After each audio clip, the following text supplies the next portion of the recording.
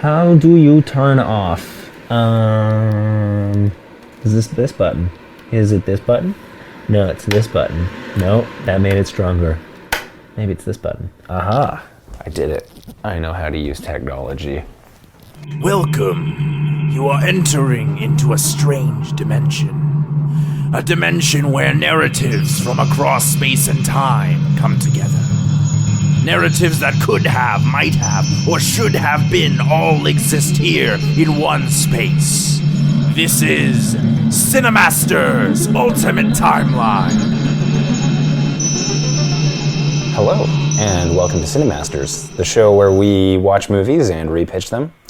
And I'm joined, as always, by my very good friend, Andrew DeYoung. Nate's back from war, guys. Back from war. I know. I'm battered and bruised, but I'm walking. Standing upright. And boy, do I have some stories for you. But I can't tell you them because I signed an NDA. So... You're just going to leave us like that. Just going to leave it. Yeah. Well, actually, I'm going to make a slight caveat. We actually don't sign NDAs, strangely enough. Yeah, I mean, it's... for some of those movies, it's like, I mean, what sort of plot twist are we going to give away? But anyway. Spoilers, they end up with each other at the end. Exactly. Yeah. It's a happy ending. Yay. You know what's also a happy ending? I was just going to say, speaking of which, segue into this week's episode, which is Dr. Seuss's The Grinch from 2018? Yeah, 2018. Yeah. This movie is actually just called The Grinch.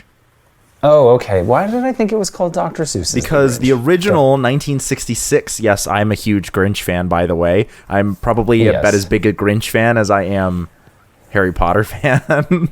Oh, wow. So the original 1966 Grinch story / movie was called Dr. Seuss's How the Grinch Stole Christmas. Because the book was called How the Grinch Stole Christmas. How the Grinch Stole Christmas, right. By the way, the Grinch, not originally green. No, he was this kind of like, he was actually just... He's just black and white, wasn't he? Yeah, he's just black and white. The only thing that is in the original was things that were red were illustrated. Oh, but everything else was not colored in. It was all black and white. So like Max's nose and the Grinch's coat and hat. Mm-hmm. But interesting. So the green came in, I guess, with the Boris Karloff. Yeah, Chuck Jones animated the Grinch, and he thought that he had apparently had a rental car. I don't know how apocryphal this is or not, but he apparently had a rental car that was like this gross green color, and he thought that it would be appropriate to have the Grinch, who was this like mean kind of character, be green, this gross green color. So that's where that came about, where he has this like yellow green pukishness. Interesting. Yeah. So for you at home, those of you at home, fact check that. That's apparently, I mean, that's why he's green, but I don't know how, I don't know what the verisimilitude of that particular story Chuck Jones gave. Or was verisimilitude. Yeah, I'm pulling out all my academic words today. I know. He's been going deep into the dictionary as he's been filling out his master's application forms. Yeah. Oh, man, it's so good to have you back on the show, though. Oh, yeah, likewise. No, I've missed doing this. Yeah, so here we go. The Grinch, goods and bads. Okay. I thought some of the conceptual design look was interesting. I kid you not, that's all I have. That's all you have? For things that I thought were good. I kid you not. The one thing I did say, because I didn't want to... I think they gave themselves a really tall, difficult task in trying to turn a 30-minute movie into a 90-minute movie. Well, that was the same problem I think that the 2000 live-action movie had. Yeah, exactly. I can't remember that. Like with the I think I blocked that from my mind. Yeah, I know which one you're talking about. I remember seeing that in theaters, actually. I think I saw it in theaters, too. I wouldn't be surprised if we saw it in theaters together. It's quite possible. Yeah. Anyway, I think just to take something where there's not a lot there and trying to turn it into 90 minutes is a really hard thing to do. Yeah. So I felt like I wanted to at least acknowledge that before I rip it apart. Yeah, I actually, I think I liked this movie better than I did the 2000 Grinch movie. Oh, okay. There was some things that I really liked. The Who's designs, I thought they looked pretty cool. They were like still like hairy, the way like Dr. Seuss had like drawn them, and the way Chuck Jones had drawn them. Like they have that hairy look, but they're a little more human and a little less I don't know, like animalistic, I guess. Like in the original Chuck Jones drawing from 1966, Cindy Lou Who has like antenna. Yes, I know what you mean. Yeah. Whereas like in here, it's just like these kind of braid things. But I will say, like, I actually really did like the way that Cindy Lou Who was designed. I think it looks super cute, and I'm like, oh, I'm into this. Like, I thought the inclusion of like Cindy Lou Who's mom was also interesting, and having like the single mom kind of, way to play into it. I also love Rashida Jones, who plays Donna. Like, she's a phenomenal actress, and I think having her play Donna Lou, who was neat but also totally underutilized. Like, that character is simply just this is purely a plot point for Cindy Lou Who to have a conflict. Other than that, there's no real reason for Cindy Lou Who to have a mom or have brothers. Like, it's just so that we can sympathize with a single parent, which is fine, but like, it doesn't do anything other than set up conflict. Yeah, exactly. I felt like that was one of my biggest. I felt that was something that was detracting from it. There was a lot of things that were kind of there that we were sort of meant to, like, it was taken for granted that the audience would understand that that's meant to insinuate some kind of conflict or tension. Yeah. So, for example, the whole single mom thing, it's like, oh, we're supposed to believe that she's, that she's having a really rough go of things. Like, yeah, because all single parents do. And I'm not saying being a single parent is easy. That's not the point. It just, in this situation, it's just sort of like how can we create conflict? Oh, let's just do that without exploring what that means in terms of whose society. Exactly. But then there was not really any conflict. No. It's not like that caused any tension between her and her daughter. Yeah. Or anyone else, really. It was just like, oh, she works hard. Yeah. And she's sort of like a non-character, which is such a poor use of Rashida Jones. Yeah, exactly. I do think Illumination as an animation company relies way too heavily on its physical comedy. Oh, okay. There's some things that are quite funny, but I'm like, you're relying like very heavily on like the physical comedy, and it's aimed at children. Like, it's not physical comedy that's aimed at adults, the way that can sometimes work really well. If you've ever seen like a well-directed Shakespeare, or if you've ever seen a well-directed I'm thinking specifically of the abridged works of Shakespeare for 3, which is like a play where it's designed where you like watch the play, and it's a full play, but they reenact like most of the famous tragedies of Shakespeare. And it's 3 dudes, and it's all like physical comedy, but it's also word comedy too. It's really, really well done. But I find that they sort of rely on this physical comedy, but then they don't do anything with their sort of like word play as much. Like, I'm like, there's a lot of opportunity in The Grinch, I think, to have fun and like be comedic, and I feel like they tend to like dumb it down for children, and you don't have to do that. Children don't need things dumbed down for them. They'll pick it up, and if they don't, then when they go back and rewatch it, 4 years from now, they'll pick it up then. Right? Yeah, exactly. So exactly. Yeah. So I did kind of like the idea of like going back to the Grinch's past. I think you have to be careful about how you do that. Like the way that the 2000 live action Grinch does that, it gives him this whole weird love story, which was not cool. But I didn't mind going back into this past and sort of setting up why he doesn't like Christmas. I just think that was handled poorly. I think everything that was like background here is basically trying to how do we get the Grinch to be sympathetic but also steal Christmas. And I think in the original story, the reason it works is because the Grinch isn't sympathetic. The Grinch is not. Yeah, exactly. The Grinch is not the hero. Like, the Grinch is a nasty dude who tries to steal Christmas because he doesn't like it. Yeah, exactly. And I didn't even find he was particularly sympathetic in this either. I thought like he was a bit more lax. Well, for instance, I thought the way he treats Max is very different.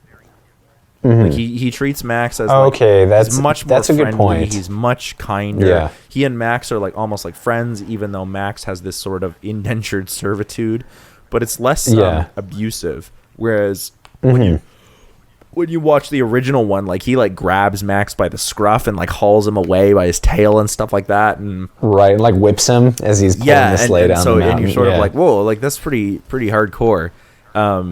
Yeah. That's a good point. Yeah, he's much less of a, I don't know. I think a workhorse. And also in this version, like the Grinch is much more, even in his design, like the Grinch is less sympathetic. Whereas like the first time we see the Grinch, he's got these like crooked yellow teeth and he's like chewing on a toothpick and he just looks like a bad dude. You know what I mean? Whereas in this one, like the worse we get in terms, like the smile, the smile that he has in the Chuck Jones one, where he's like, and then the Grinch got an idea. A most horrible, most awful the Grinch idea. Got an a wonderfully awful idea, and he has this like huge grin like going up his cheeks, and it's almost scary. It's kind of creepy. The worst that we get in this one is a power angle on the Grinch. Do you know what I mean? Like he's like, he's got, I know which one it was when he's playing the organ. Yeah, he's right? got this big smile, and we get like a Dutch angle that's positioned up over him to make him look like menacing and ominous. But I'm like, but he's got like all the hallmarks of cuteness. He's got big eyes. He's green and fuzzy. Like he's not scary the way Boris Karloff and Chuck Jones made him to be, or even the way Dr. Seuss made him sort of out to be this sort of like, oh, you're a Grinch, you're a mean one. Even he wasn't even that scary in the original book, but he was mischievous and kind of nasty. I never felt like he was nasty. I just sort of felt like he was a douchebag in this. Like, it's like you're not sort of this like nasty guy out to like give the finger to the world. You're just a douchebag. Yeah, exactly. I think there were some moments where I felt like, specifically it's when he shows up in the town for the first time and he's just like, there's the kid who's got the snowman and he breaks the snowman and then throws a snowball back in the kid's face. Yeah, and it's sort of just like, that's something that like an angry homeless man would do.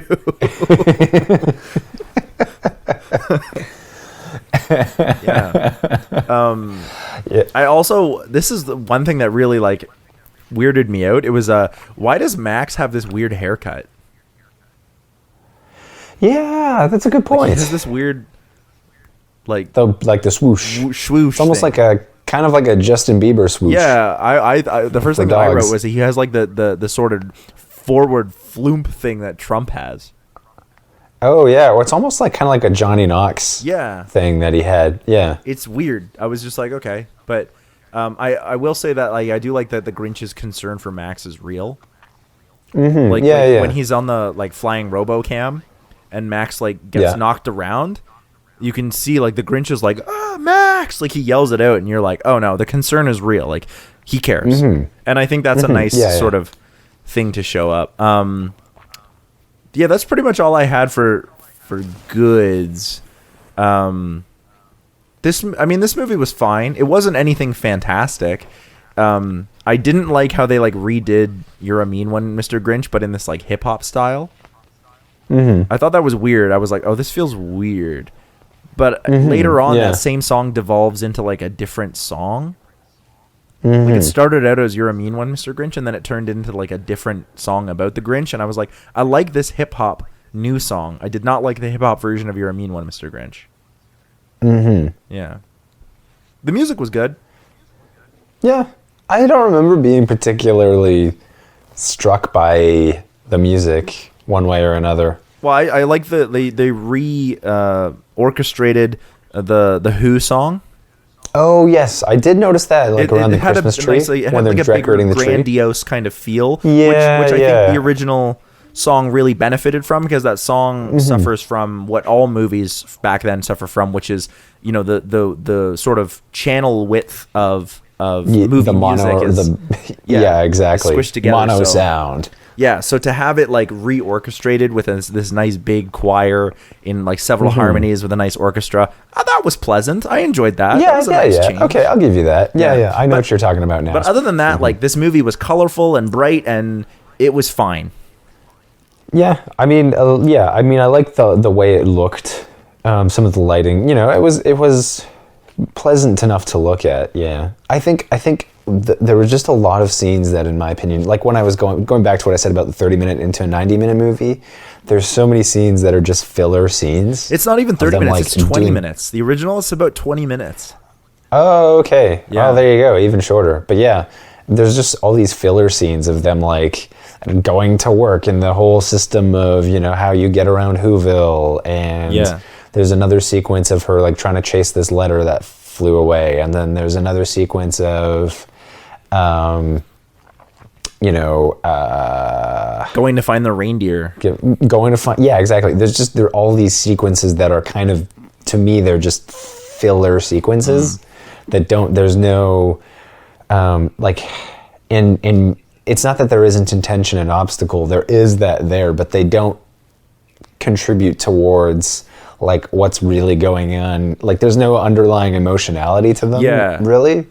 They're just they feel like scenes they added in to make the movie longer. If you want to make your movie longer, there has to be a reason why. You know what I mean? Like, there has to be like, okay, so if we're going to fill out backstory, there needs to be a reason why. If we're going to have this movie be longer, there needs to be a reason why. I actually think that this movie, if I'm going to make a quick pitch off the top of my head, if they had just redone the 1966 movie almost verbatim, but had done it with a new animation, new narration, and like updated sound and music and visuals, I think this movie would have been great, because it would have been like, oh, like, let's just redo that movie as a 20-minute short, and we'll just throw it in front of our big holiday movie of the season. Yeah, exactly. Right? And we'll just be I think you're absolutely right. I mean, because Disney does that shit all the time, right? They'll be like, oh, you're going to go see Moana? If you go see it, you can see like a short 15-minute movie of Olaf doing springtime stuff. You know what I mean? They do stuff like, I'm not being specific, but they have done that before. You know what I mean? They do stuff like that all the time. So if Illumination wants to do that, I would have been like, why don't you just like cut your production time and money and remake this story, you know, the way that we all know it from the book or from the 1966. Put your own spin on it, sure, but like don't make it a 90-minute movie. Just give me, you know, 20 minutes of pure Grinchness, and then, you know, I could be like, man, that was awesome. I loved the visuals, loved how they redid the music. You know, it sounded great, and Benedict Cumberbatch can really have a lot more menace on his voice, because I feel like he is quite soft in this. That was the other thing too. I was kind of like, why does he sound? I mean, I know he's putting on an accent, but like for him, like I know they edited his voice when he played Smaug. Like they added like an alligator growl to it using the power of technology, but like Benedict Cumberbatch has that sinister low register that he does not tap into at all. I know, and I feel like that's so characteristic of him. And it's such a wasted potential. Like if like I know. It's sort of like the Grinch has to be a little scary. Like Indian food and making it bland and removing all the spice. Yeah. I think the Grinch has to be a little scary. He has to get a little sinister. And the worst we get is like, I guess instead of being like Grinchy Grinch, he feels more like depressed Grinch. yeah, exactly. Yeah. Like emo Grinch. Emo Grinch. Maybe that's what the floof was. Maybe.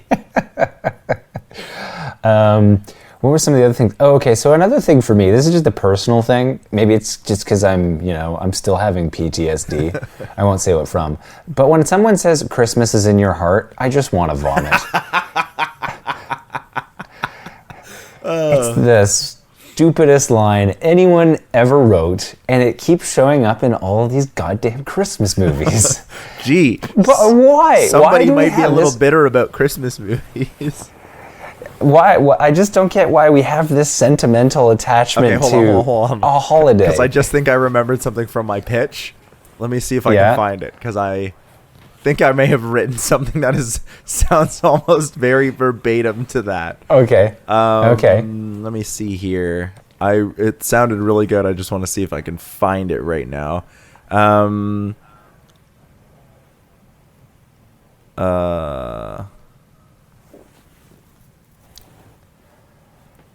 Yeah, here we go. So I actually wrote this. He says, Santa doesn't bring Christmas by bringing gifts. We bring Christmas by being together and with the joy in our hearts. There you go. Nice. So I don't know what to tell you, but I wrote it too. Well, it's a better spin. Just specifically the line "Christmas is in your heart." Like, I don't know. To me, it's as arbitrary as Jesus is in your heart. What does that even mean? What does that even mean? Yeah. What does that even mean? Yeah. Any last minute goods or bads? Yeah, I have a few more here. I won't beleaguer the point. No, keep going. I felt this was a bit more to the point of like narratively why I didn't think it was working. So I felt like there was what they tried to do is give him a need to explain why he didn't like Christmas, which I thought was fair. You know, that would be an obvious solution to try and make it a longer movie, is give him some backstory, all those things. But I felt like the need to be accepted and belong didn't fit with this whole other Christmas being like suddenly now he likes Christmas and now he's accepted, and all of these things kind of go together. And that's what I mean before when I was saying like there are some things we were just kind of it was taken for granted that we would understand why these things are significant, or like it's sort of like they're playing off certain tropes that you see in all of these holiday movies where it's like, oh, it wasn't about the presents, it was about the family. But, okay, well, maybe that's true. The thing is, in a movie, if you just have a character who then suddenly changes, and it's because, you know, they've suddenly had some sort of realization, and then it's very loosely tied to this holiday and this family getting together, it doesn't have that same, you know, emotional weight to it. It's just a very arbitrary connection. Yeah, I think one of the problems that I have is like, why does his like loneliness have to do with why he would steal Christmas? Yeah, right? Exactly. Because I mean, obviously we all know the Grinch doesn't steal Christmas because he thinks Christmas is somehow related to the stuff. Mm-hmm. Why does his loneliness in any way relate to his wanting to steal the stuff? Yeah, exactly. And that was where I felt like it was arbitrary. Some of the character choices. It was basically like, oh well, we know the Grinch hates Christmas because he's the Grinch, but there's not a reason for why. Yeah, exactly. There's no reason for, okay, so the Grinch hates Christmas, so he's gonna steal it. But it's like, if you're gonna ask why, then you need to make sure that actually has causal effects. Yeah, exactly. That makes sense. I felt that was lacking. Yeah. I felt the characters were one-dimensional, but that ties directly into what I just said. And I just didn't think the gags were funny. Like I said, it's a lot of physical gags, and it's not a lot of humor. But they're not even funny physical gags. I think the reason why is because they're so predictable. I'm thinking specifically of the one where he's being chased by the carolers. Yeah. And then he like turns the corner, and then they suddenly appear out of nowhere. You know that's going to happen. Yeah, it's bad lampshading. It's very bad lampshading. It's just all the gags are predictable. Even the snow skiing one where he hits the tree.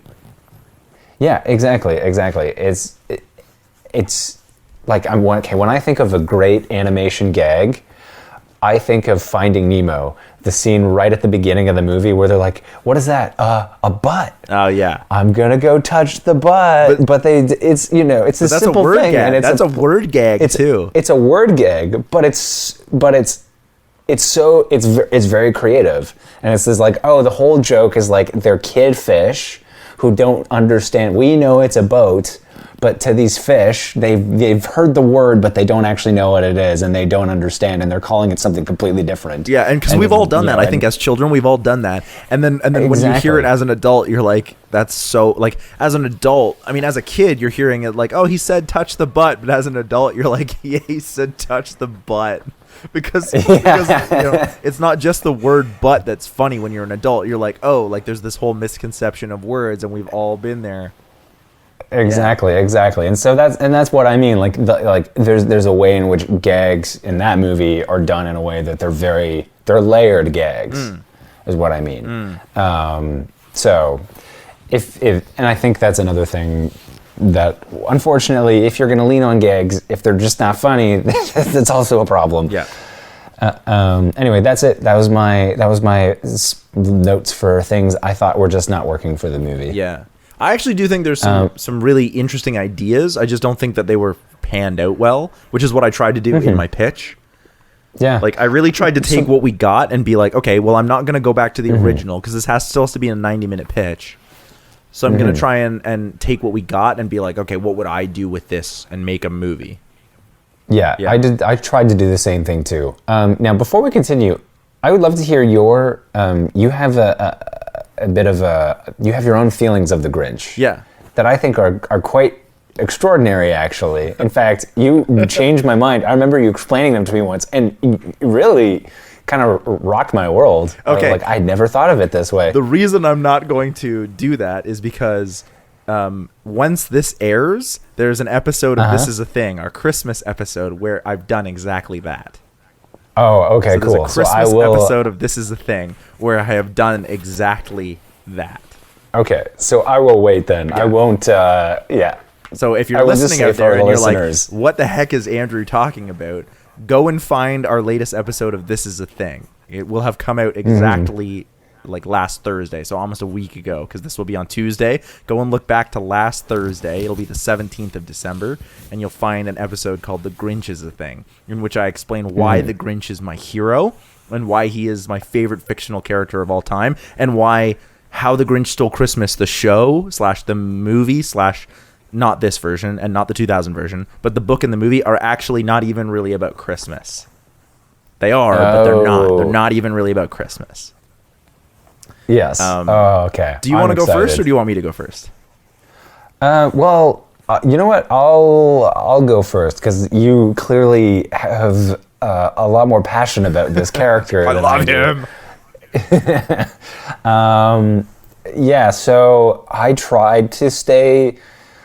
You're gonna see. This is so like I have tropes that I obviously lean on. So I'm already gonna bet. If I had to bet, I'm gonna say this is gonna be a sad ending, not a happy ending. No, actually, it has a happy ending. Strangely enough. Okay, again, that's but true. I don't usually believe, when we do kids movies, you usually try to go happy. I try to go happy. But the thing is, I don't believe it myself. But we'll see. Maybe it's earned. Tragic. Okay, so in my version, the Grinch doesn't like Christmas because he sees that it's a lie. He sees that it's superficial and dumb. In my version, the way it's done stylistically is he actually he talks back to the narrator, so it's like he actually hears the narration, but he actually contradicts. Idea. He contradicts the narrator. So, for example, one of them is like his heart was 2 sizes too small, and he goes, "It's called coronary microvascular disease. It's a medical condition. Look it up." Yeah. Yeah, exactly. So in my version, it's like it's being narrated, but the Grinch actually basically talks back to the narrator. Oh my God, that's such a good idea. So anyway, so it's him. It starts off, and he's in his home, and he's looking down, but it's the narrator saying like, and all the who's in Whoville, were happy, and he was up in his cave, and he's like, no, they're not happy. They're only pretending to be happy. And then he goes on this whole spiel about the ice caps are melting, the oceans are polluted, species are extinct, and they want to celebrate a holiday that glorifies mass consumption. I love this. No, have your Christmas, but keep me out of it. So this ends. There's in my version, Cindy Lou, whose mother is an Amazon delivery person. And she shows up at his door with a package, and she's like, Merry Christmas. And he gives this whole spiel, and he's like, have your Christmas, but keep me out of it. And he slams the door in her face. Anyway, what we actually see is, on the surface, Whoville appears happy. Everyone appears to be happy, but there's clearly mass inequality within Whoville. Yes. So this is, and it's all told from the perspective of Cindy Lou Who's mother, the Rashida Jones character, as she's walking back through Whoville dressed in her Amazon uniform. And she's like, and she has this thing where she's like, everyone's supposed to be happy. Like, I live in a place where I'm supposed to be happy, but I see that, like, I don't feel happy, and it doesn't feel like we should be happy, but we're because it's Christmas, we're supposed to be happy. Anyway, so she's questioning the whole Christmas thing. Anyway, then it goes to the mayor of the town, who also owns this company called Who Corp, which is basically the Amazon corporation of Whoville. Scamazon. Essentially. Anyway, he's planning Christmas, and they've hired a band this year called The Who's. And basically they're this, like, he's basically licensed them to write Christmas songs, and there's a whole thing about, like, no, we only write indie music, like real raw music, but they've just sold out to write Christmas music. Yeah. Anyway, so the Grinch is listening to The Who's on the radio, and he's like, what is the, like, but they're now playing Christmas music. And anyway, this somehow triggers him, and he's like, this is what starts him thinking about stealing Christmas. He's like, this whole Christmas thing's a lie. I'm gonna, you know what? I'm gonna, like, I gotta do something about this. He doesn't jump to stealing it immediately. Yeah. But he's like, okay, Christmas seems to be, like, there seems to be something else that's going on. The mayor seems to have everything, and everybody else doesn't have everything. And they all seem to believe that they should be happy. Well, what if I just, because he doesn't steal Christmas, he steals everything. Yeah. So I'm like, what if I just stole everything from everyone, and then everybody would be equal? Oh. So anyway, he then proceeds with the plan to steal Christmas, essentially.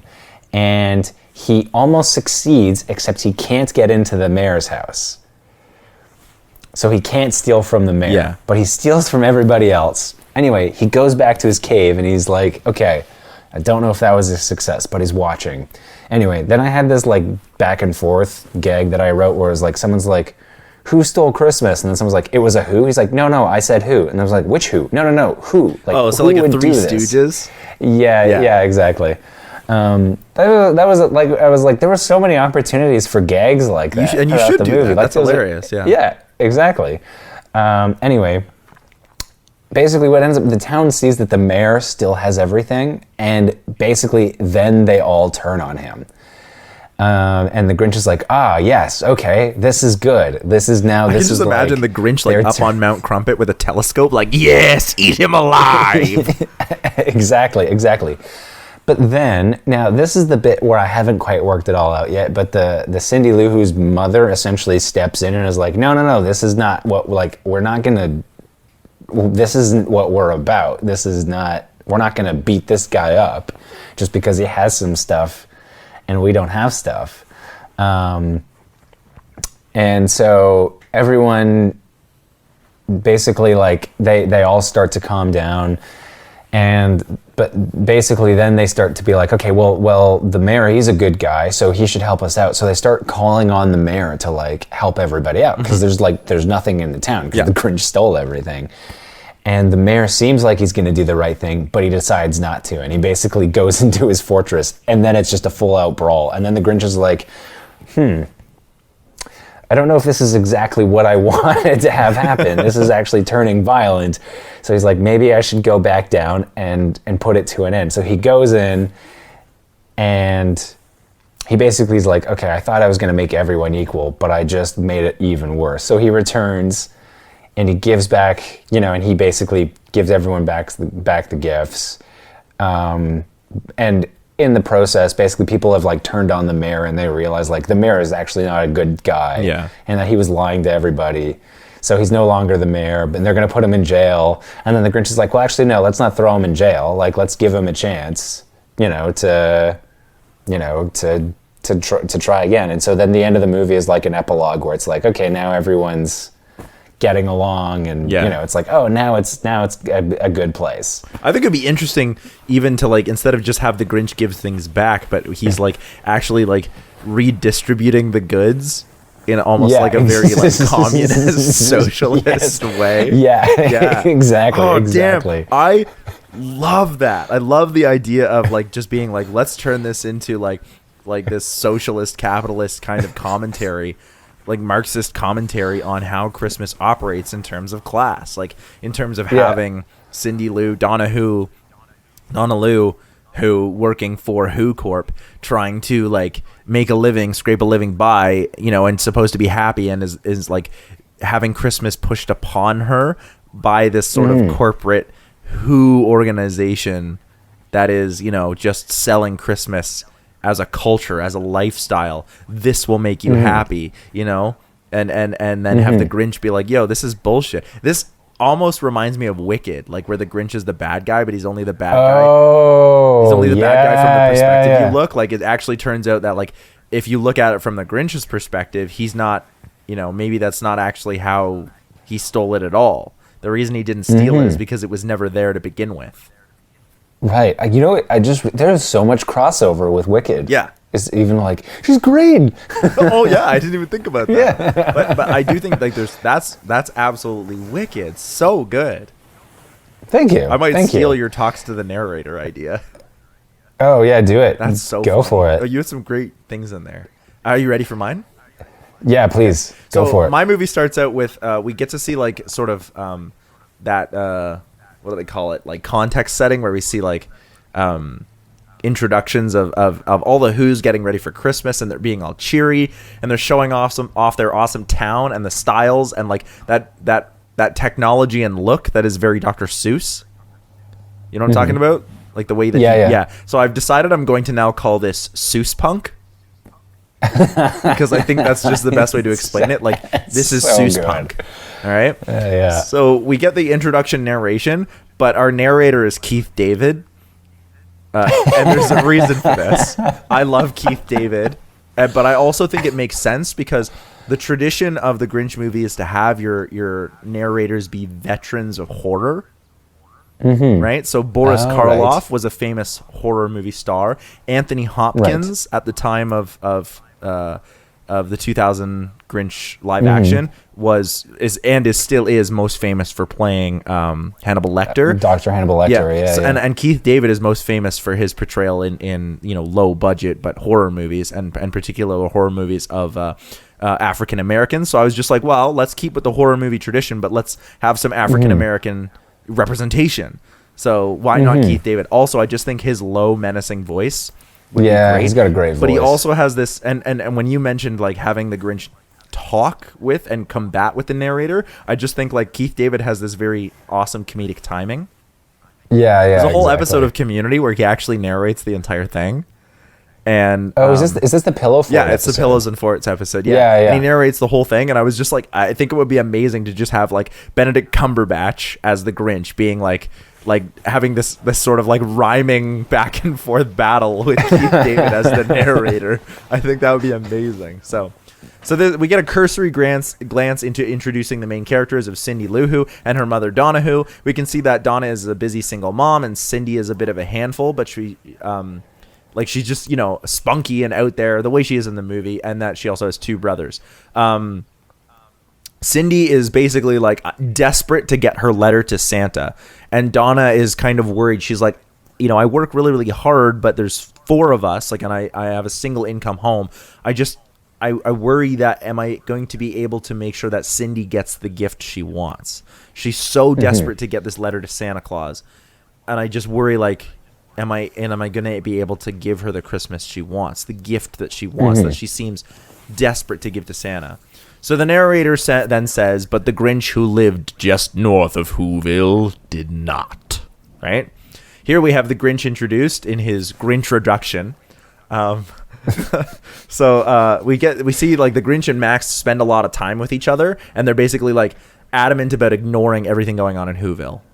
And it like they just are doing stuff together. So after playing at an activity, the Grinch is like, okay, I'm gonna go prepare dinner, only to find out there's no food left.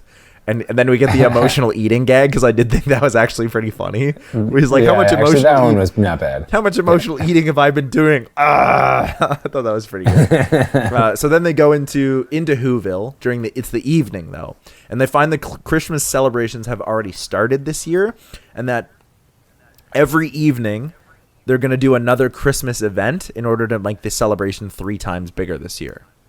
And the Grinch is like, oh my God, like it's December 15th and we're already doing like a countdown to Christmas. Like come on. Like, I know I said I wasn't going to come into Whoville, but like this is too much. Like, so they're having like a big choir competition or whatever tonight. And then tomorrow they're going to do the tree lighting. And so the Grinch is like, this is terrible. So he gets aggravated by the fact that every person is celebrating and he's all mean and not into Christmas, but we don't know why yet.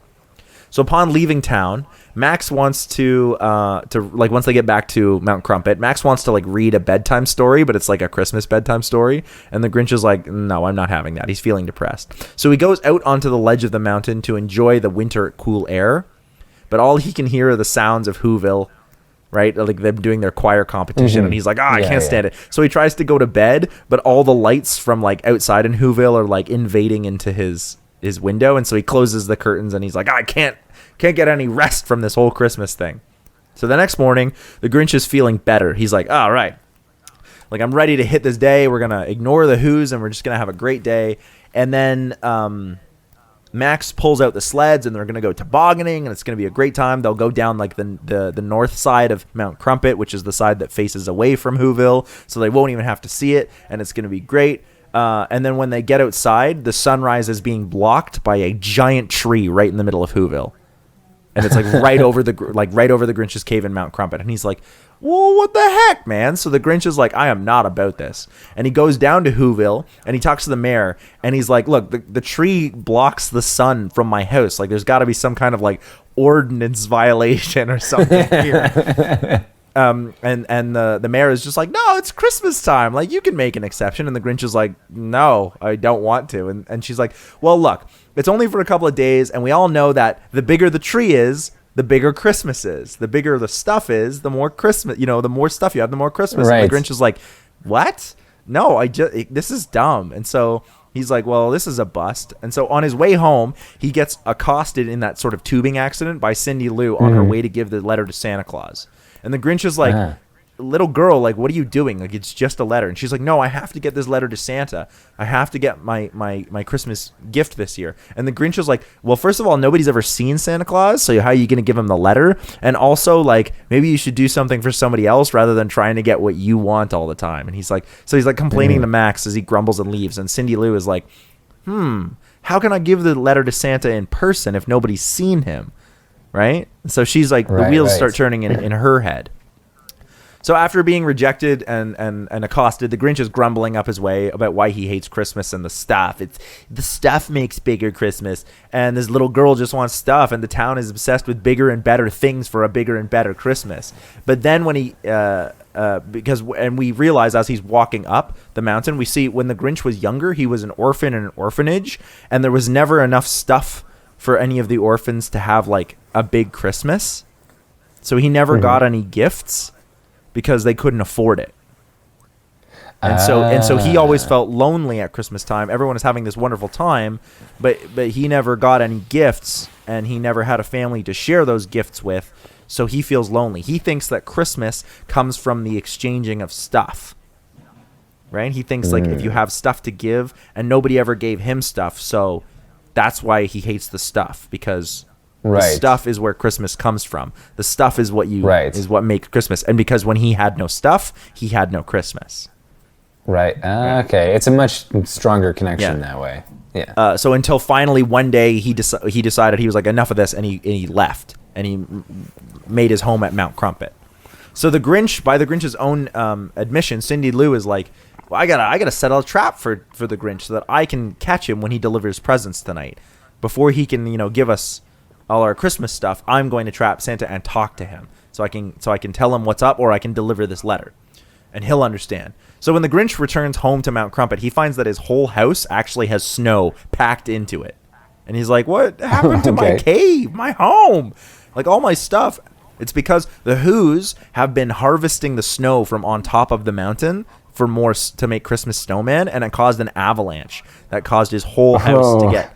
And so he goes to the top of the mountain. He's like, what the heck, you guys? And one of the workers actually is like, he says the slogan. He's like, well, we needed more snow than we could get around our area. So we figured we'd come to Mount Crumpet, right? You know, the bigger, you know, if we have bigger snowman, the bigger Christmas is, you know, bigger snowman, bigger Christmas. And the Grinch finally says, I'm going to put a stop to this whole Christmas thing. So I think it would be really dope actually here to have an intercut montage of the Grinch getting all his gadget stuff ready and Cindy Lou putting together her trap. Okay. So we do this like intercut montage. So night comes and the Grinch starts stealing Christmas stuff, and we can get more Seuss punk stuff because I think that's dope.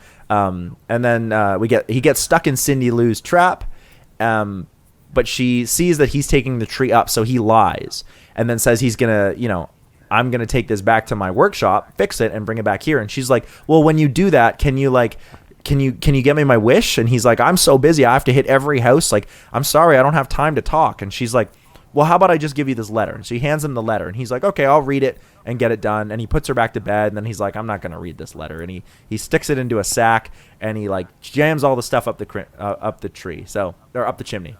So outside, the Grinch finally steals the giant Christmas tree, and he and Max go all the way up to the top of Mount Crumpet to dump it.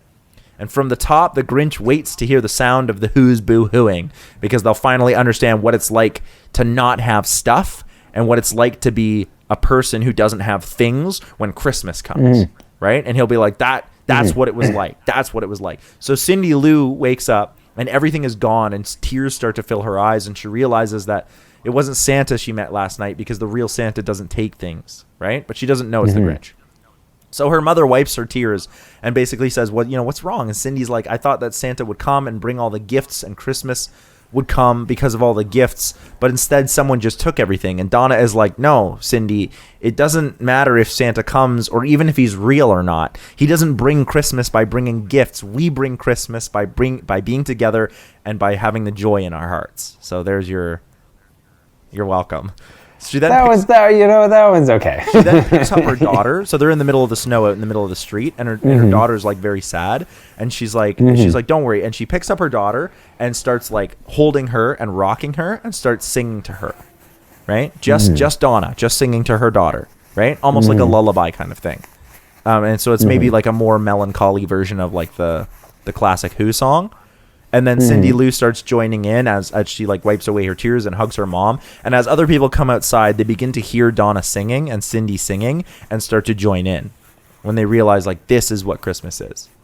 But I just thought it would be really, really nice to start it with like just a daughter singing to her, or just a mother singing to her daughter.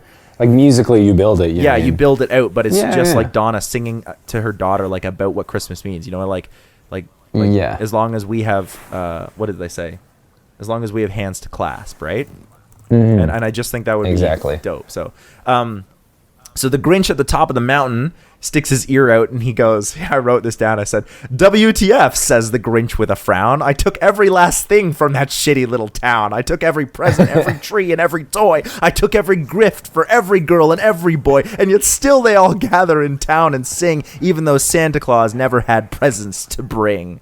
And the Grinch, with his Grinchy feet in the snow, stood puzzling and puzzling. How could it be so? It came without ribbons. It came without tags. It came without packages, boxes, or bags. And from here, we see Max pick up a letter that falls on the snow, and he hands it to the Grinch. And the Grinch opens it up, and it's Cindy Lou's letter. And he's reading it, and she says she's asking Santa to bring something for her mother to make her happy somehow, so she doesn't have to work all the time and look after 3 kids. Right? And the Grinch is like, oh, wait a second. Like, she didn't want a thing. She wanted something for someone else. And then the Grinch thought of something he hadn't before. Maybe Christmas, he thought, doesn't come from a store. Maybe Christmas means just a little bit more. And the Grinch looks at the letter, and then he looks at Max, who's waiting patiently, and he flashes back to the night where he left Whoville, that first night. And this time we get it from a slightly different perspective. We see a puppy Max looking at the sad Grinch leaving the orphanage, and the puppy dog wraps himself in a ribbon and gives himself as a present to the Grinch. Oh. And then we see like through the years, we see the Grinch remembering how every Christmas they spent it together, he and Max, trying to forget how much the Grinch hated Christmas, and inadvertently, through trying to forget, had actually spent those Christmases having a great time together. Oh, because that's a cool spin on it. Because they were always trying. They were always trying to like help. Max was always trying to help the Grinch forget how much he hated Christmas. They wind up having a great time together, like doing other things, which inadvertently means they had a great Christmas. Yeah.